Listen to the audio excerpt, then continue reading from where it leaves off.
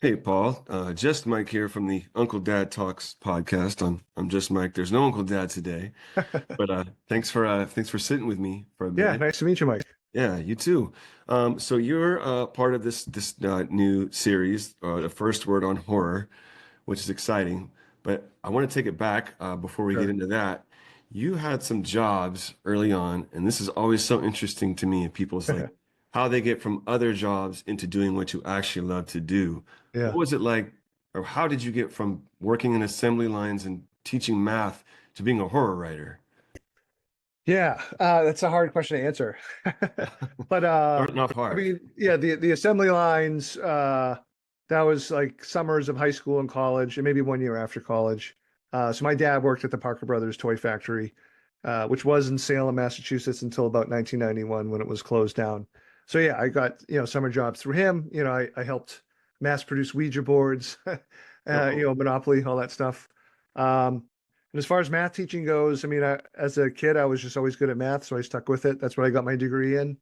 And I'm still a math teacher now as we speak. So um, I didn't start writing until I started teaching. So like they're both really sort of wedded sort of in my mind and existence as well. very cool. Yeah. And so, I mean, you've written several things. One of the things that you wrote that I want to mention was The Cabin at the End of the World, which, of course, became a major motion picture. Knock at the Cabin with M. Night Shyamalan, Yep. who I'm a huge fan of. What's it like seeing your writing being rewritten for film? Oh, it's I mean, it's very strange. I mean, that's not that's not to me it's bad. It was just like a weird head spinning experience. I mean, it was very exciting. Uh, I can't lie and say I wasn't egoless about it. Like it is also on some level difficult to see changes, because, the book, The Cabinet at the End of the World, it took me a year and a half to write. I lived in that thing every day of those 1.5 years. Um, but, otherwise, like when I saw the premiere, the best way to say is this. So I saw the premiere when the first scene came up, I got teary-eyed because like Batista and Wen, the actress who's playing Wen, were saying lines that I had written, and then later on and not because anything bad was happening, but later on, I just thought to myself, oh, I'm never going to be able to watch this again, and I was imagining myself getting up, sprinting out of the theater, and running down the streets of New York City. But I made it, and by the time the movie was over, I was just like sweating, like I had sprint through the streets of New York City. Oh, So no, I mean it was thrilling, it was exciting, it was weird. Um, I hope to get to do it again. right. Well, yeah, I hope so too, man. So, okay, so first word on horror. It's a Yeah. 15-part docu-series where they talk to different horror writers where you get to kind of explain your inspirations, your craft. Uh, how were you approached to participate in that project? Yeah, so the director, Philip Gelatt, is a friend of mine. We've known each other for about 10 years, and we live fairly close. I live like a half an hour away from where he lives. I'm a big fan of Phil's work, both as a director and also as a screenwriter. And he's read my books. So shortly after he had interviewed Laird Barron, and I know initially I think Phil wasn't necessarily envisioning a series, but after he interviewed Laird, he's like, oh, I want to sort of keep doing these. And so he asked me, and I was like, yeah, hell yeah, please. I want to be in. And once he had the five, like I couldn't be more happy or honored. Like all of them are I would consider friends. And also like I'm an admirers of all their work. So it's a deep honor for me to be a part of just the whole project. Yeah, I feel like the horror industry in general, like they're pretty close and like they really support each other. I wrote a comic book years ago Yeah. called Hot Zombie Chicks, and I would do a lot of horror conventions and Fangoria conventions, and everyone was very supportive and Yeah. encouraging, I feel like, in the horror industry, which I guess if you look from the outside, you would think everyone's maybe not that way because they're writing horrible movies where people are being Right, murdered. right. I don't know, but it's quite the contrary, right?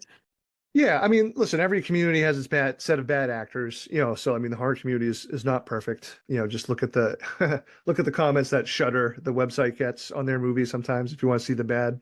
But no, in general, especially the writers that I've met are supportive. Honestly, I think part of it is, we grew up where horror is a dirty word. And so like when you find somebody that likes it, you're like, hey, come hang out with me, you're really excited. So there's definitely that aspect of it, like, one of us, so we enjoy seeing other people succeed, and and we just enjoy reading other people's stuff. It's fun. Yeah, yeah. And do you like kind of sharing your process and like a little more of like behind the curtain with other people? Or is that hard for you?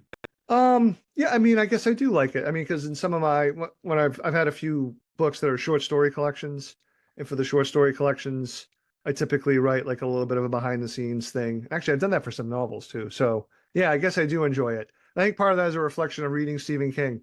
I used to always love when Stephen King at the end of his short story collections would have little essays about this is where the idea came from, this is what was happening. I don't know. I always thought that was kind of cool. And it's been fun for me that my publisher first let me do it, but then they started asking me to do it. It's like, yeah, I'll do that. Yeah, yeah. It is kind of fun. It's a little vulnerable, but sometimes Yeah, that's kind of also freeing. And I don't know. I think you can obviously help inspire other people who want to do, want to write horror, right? yeah. Um, okay, so what are your thoughts on comedy in horror? Well, I mean, comedy and horror are so closely related. I mean, they're really two sides of the same coin. Like you can have one or two reactions to life's absurdities, especially now, right? You can react in horror or you can sort of laugh satirically. Um, Now, that said, I mean, there's so many different ways to do horror in comedy. I like sort of the rare breed of horror comedy that's both funny and scary at the same time. So something like American Werewolf in London, where that movie is both funny and scary. More recently, and maybe a lesser known film, Juan of the Dead by Hmm. Alejandro Buguez, a Cuban filmmaker. It's very funny, and by the end, it's a very poignant film. Um, so I'm not. I tend not to love the horror comedies that are the horrific moments are the funny moments. Although Evil Dead 2 is like one of my favorite movies. Yeah, so I Hmm. don't know. I mean, like every subgenre, there's parts I like. There's movies I like and there's movies I don't like. Sure, sure. Yeah. So when you're writing, what do you do to like to inspire yourself to get do you like spook yourself out, like drive down a scary road or look at look at a Fangoria magazine or like what gets Yeah. your gears going? Well, Yeah. two things. One, like my gears get going somewhat naturally if I see a movie I love or read a book I love. I mean, those things just make me want to do something. And so many, or music. Music is a big thing I'll go to for inspiration. Hmm. Like a lot of my books, their titles are from like a song or a song lyric. Uh, Oh, cool. What's Otherwise, I think my superpower is that if I have a superpower, is like the Hulk is angry all the time in Avengers. I'm scared all the time, so I don't really need to go look for things that make me scared. That's not a problem. I just go okay? run up the basement stairs, and if I'm home alone, I'm probably gonna have a light on in my room sleeping. Uh, yeah. What kind of give me a couple songs that you would play or like a band that you listen to get going? Because Oh, well, I mean, so I had a book called A Head Full of Ghosts, and when I had the idea for that novel, the band Bad Religion had just released True North, and on that was a song called My Head is Full of Ghosts. And that song was just like over and over in my head. And originally that was going to be the title, and then I tweaked the title a little bit. Um, but yeah, in all my novels, I tend to I approach bands to quote lyrics in the beginning and the epigraph of books. So I'm a frustrated musician at heart. So I try to get as close to music as I can. get it, I get it. All right, so in the series, what is some of what we're talking about, some of the stuff that you talk about in there, or like what's like kind of a broad brushstroke of like some of the other things people might hear or Yeah. get from it out of there?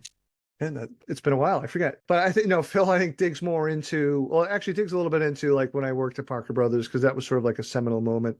I won't spoil it now, but something that happened at the plant that I feel like is a moment that I write about all the time. So we talk about that, things that scare me, teaching, other stuff like that. I don't know. Phil did a really good job of making it organic. And then, of course, it's intercut in with me reading from one of my more disturbing short stories called The Teacher. Uh, Mm. yeah, so it was fun.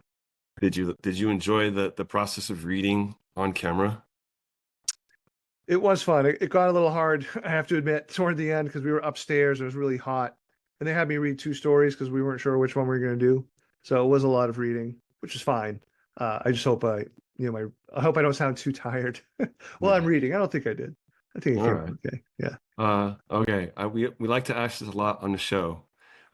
Top three questions. So Okay. top three either horror movies or books for you. Okay. I might I might do both really quickly. So top three horror movies. The Thing, Jaws, and then a much smaller film called Lake Mungo. It's an Australian film from 2008. Um, love that movie. It's my favorite horror movie of the 21st century. Hmm. So for books, I have to put Stephen King's The Stand on there because that book turned me into a reader. Mark Danielewski's House of Leaves, which is this weird, expansive book that you need five bookmarks to read because it sends you to different parts of the book. And then lastly, again, a recent book, my favorite book of this century is Our Share of Night by Mariana Enriquez, who is also on First Word in Horror. Oh, very cool. Cool. Well, so where can you relay where our audience can view the series and also after you're done with that, where they can find you online as Sure. well? Yeah, so the series is on Substack. So it's a little bit of a experiment by Phil and Etch and Will and the people who made the docu-series to instead of going out to a streamer, they're putting it out themselves. So they have full control. So anyway, it's on Substack. You can see some things for free, but if you want to see the whole thing, you do have to pay a little bit, but if you pay, you get some extra stuff too. And as far as I go, my static lame website, oh, it's not lame, but it's just paultremblay.net. But I'm on Instagram at Paul G. Tremblay, and I'm on Blue Sky, which I used to call Blue Ski in my head, Hmm. which is weird. Right. And that's just at Paul Tremblay at Blue Sky Social or whatever that is. Yeah. Oh yeah, Blue Sky. Got to check out Blue Sky. Yeah. Very cool. Well, thanks for taking the time. Good luck with Yeah. getting the show out. And maybe if people watch, they hear something about Ouija boards and Milton Bradley. I don't know if that's Yeah. what it Yeah. is, but it Yeah. sounds like it could be. Right. Right on, Paul. Thanks so much, and best of luck with everything. All right. Thanks, Mike. All right, take care.